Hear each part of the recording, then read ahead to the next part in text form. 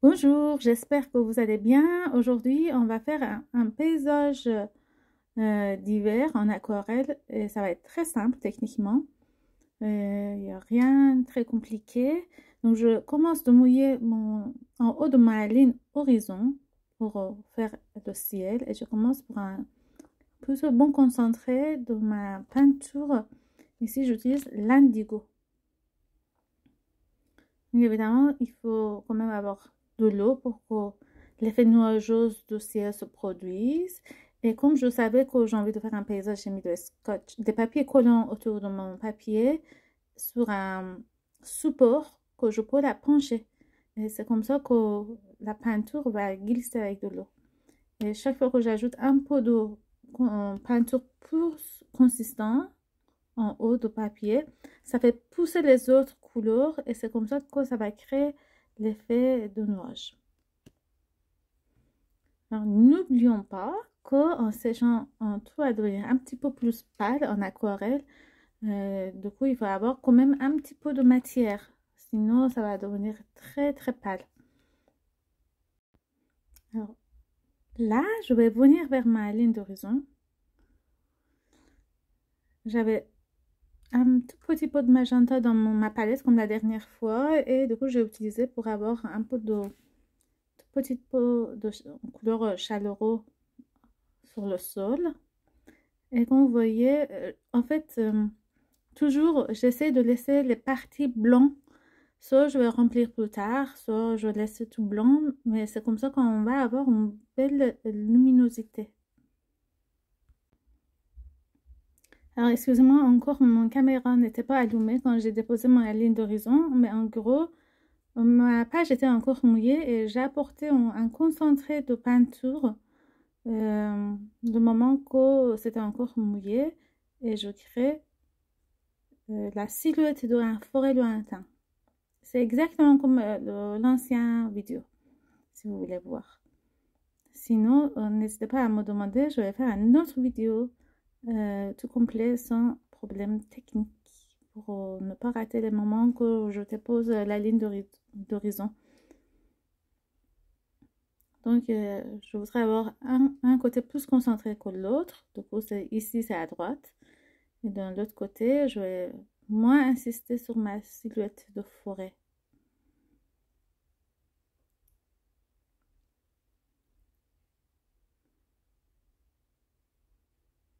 Donc, vous voyez, avec le même concentré, j'ai assez de peinture.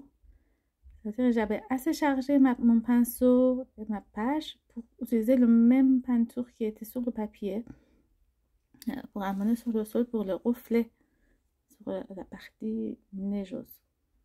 Donc, je voudrais un petit peu montrer que c'est les silhouettes des sapins.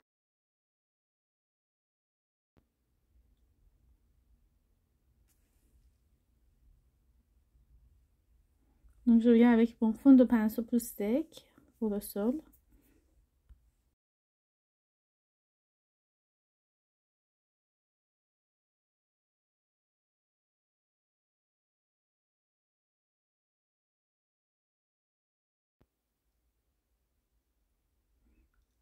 Et une fois que c'est sec, je reviens pour un petit peu travailler sur les silhouettes de mes sapins. Mais pas beaucoup. L'idée, c'est de rester assez minimaliste.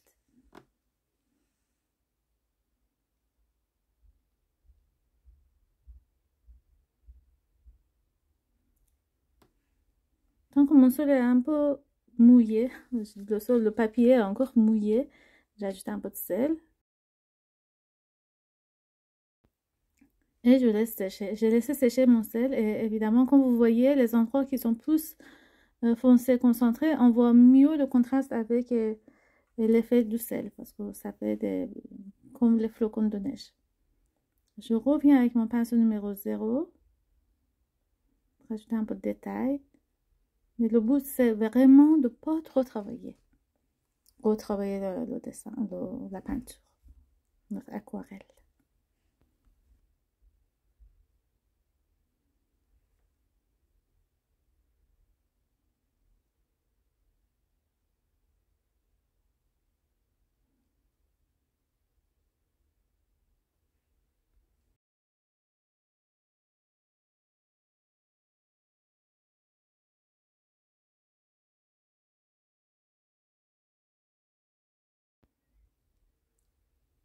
Encore, je suis désolée pour la mise en pointe. Je pense que mon caméra parfois ça bouge sans que je fasse attention. Donc avec un pinceau qui a des poils très fins et longs, je viens suggérer les petites herbes qui poussent à travers de la neige qu'on voit par-ci par-là.